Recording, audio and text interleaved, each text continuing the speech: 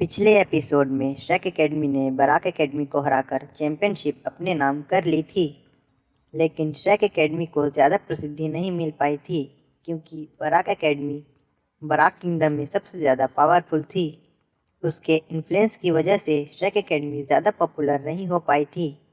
लेकिन डीन फ्रेंडर को इससे कोई फ़र्क नहीं पड़ रहा था क्योंकि वह इस बात से खुश था कि उसका एकेडमी अभी भी सही सलामत है और वह अब भी बच्चों को पढ़ाकर उन्हें सोल मास्टर्स की दुनिया में पहचान दिला सकता है।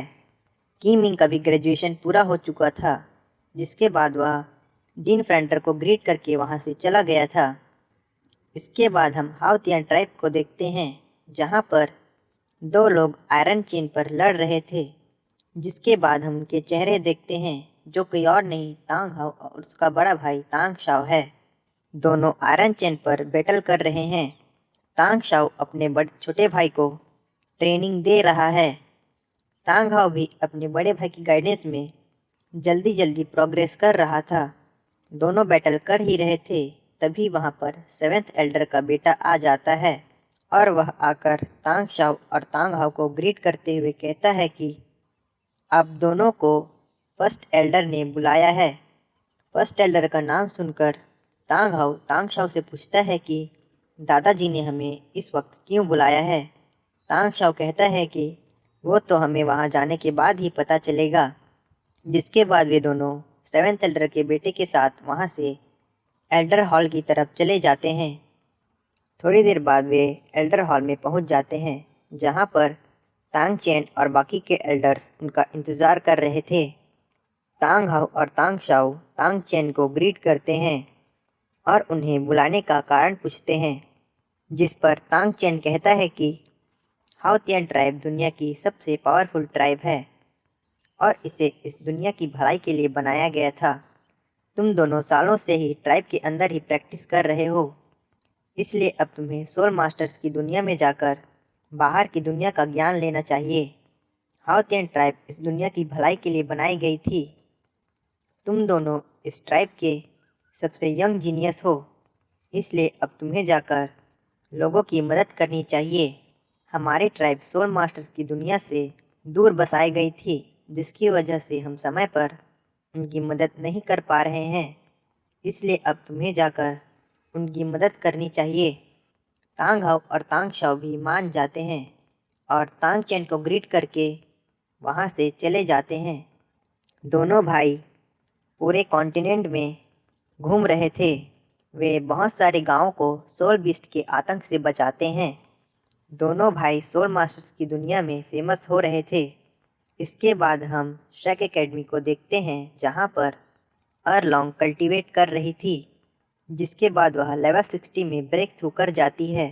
ग्रैंड मास्टर और डीन फ्रेंडर उसे बधाई देते हैं। डीन फ्रेंडर अरलोंग को पसंद करता था, इसलिए वह अरलोंग को शादी के लिए पूछता है, लेकिन अरलोंग मना कर देती है और कहती है कि वह ग्रैंड मास्टर को पसंद करती है।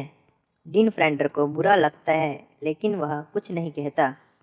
जिसके बाद ग्रैंड मास्टर अलोंग को कहता है कि वह उससे शादी नहीं कर सकता क्योंकि वह बीबी दोंग को पसंद करता है, इसलिए वे कभी एक नहीं हो सकते। सिचुएशन बहुत ज़्यादा बिगड़ने लगती है। जिसके बाद डीन फ्रेंडर कहता है कि हम सब अच्छे दोस्त हैं, इसलिए इस बारे में भूल जाओ। अरलोंग कहती है कि हाँ, तुम सही कह रहे हो, लेकिन वह मन में कहती है कि वह कभी अब शादी नहीं करेगी। सिचुएशन के शांत होने के बाद डीन फ्रेंडर, ग्रैंड मास्टर और Arlong star the great forest चले जाते हैं ताकि वे अरलोंग को एक सुटेबल सोल बीस्ट दिलाकर जल्दी से जल्दी श्रेक एकेडमी आ सकें।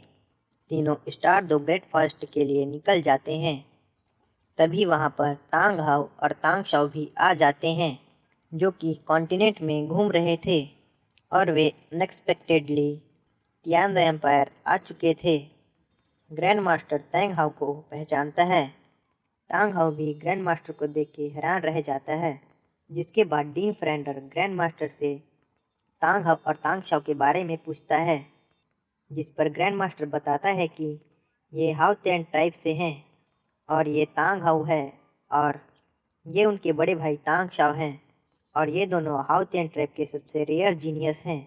डीन फ्रेंडर हैरान रह जाता है और पूछता है कि तुम तो कब से मेरे ही साथ हो और तुम तो blue lightning tyrant dragon family से हो, तो तुम हाउतियन ट्राइब के बारे में इतना कैसे जानते हो? जिस पर ग्रैंड मास्टर बताता है कि हाउतियन tribe, blue lightning tyrant dragon tribe और कीवाओ एम्बर ट्राइब दुनिया की मेजर ट्राइब में से एक हैं और हमारी ट्राइब और हाउतियन ट्राइब कीवाओ एम्बर ट्राइब की प्रोटेक्टर है।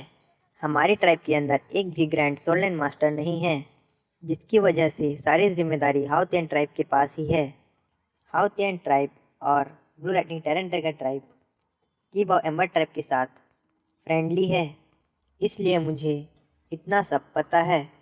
डीन फ्रेंडर समझ जाता है और अपना इंट्रोडक्शन देते हुए कहता है कि उसका नाम डीन फ्रेंडर है और वह श्रेक एकेडमी का फाउंडर है।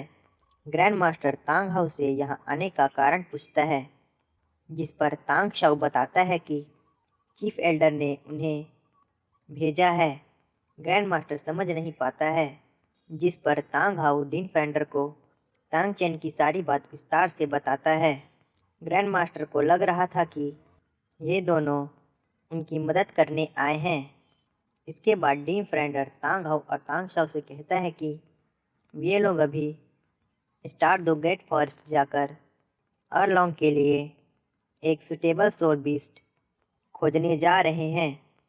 फिर वह तांग हाउ और तांग शाओ से उनके साथ चलने पूछता है, जिस पर तांग हाउ और तांग शाओ भी मान जाते हैं। फिर ग्रैंड मास्टर कहता है कि हमें बीबी दोंग को भी अपने साथ ले जाना चाहिए, क्योंकि लंबे समय से वह इंडोर कल्टीवेट ही कर रही है और उसने कोई भी बैटल नहीं की है। इसलिए उन्हें स्टार दो ग्रेट फॉरेस्ट ना जाकर पहले बीबी दोंग को अपने साथ ले जाना होगा। सभी मान जाते हैं, जिसके बाद वे ग्रैंड मास्टर के साथ येलिन सिटी के लिए निकल जाते हैं। थोड़ी देर बाद वे येलिन सिटी पहुंच जाते हैं, जिसके बाद ग्रैंड मास्टर बीबी दोंग को लेकर आता है। जिसके बाद वे सभी स्टार दो ग्रेट फॉरेस्ट के लिए निकल जाते हैं। रास्ते में ग्रैंड मास्टर बीबी दोंग से उसकी सोल पावर पूछता है, जिस पर बीबी दोंग अपनी सोल पावर 65 बताती है। डीन पूछता है कि तुम्हारी सोल पावर पहले की तुलना में कम स्पीड से बढ़ रही है, जिस पर बीबी दोंग बताती है कि वह ज़्यादातर समय सिर्फ मेडिटेट ही करती है और उसके पास ऐसा कोई नहीं है जिससे वह बैटल करके अपनी स्किल्स को बढ़ा सके। थोड़ी देर बाद वे स्टार दो ग्रेट फॉरेस्ट के एंट्री गेट पर पहुंच जाते हैं, जिसके बाद एक सिपाही उनसे टोकन दिखाने कहता है। जिसके बाद फनी वे में वहां पर grand master Thang how, Thang Shao और डीन फाइंडर अपना अपना टोकन बाहर निकाल लेते हैं, जिसे देखकर सिपाही उन्हें अंदर जाने की परमिशन दे देता है।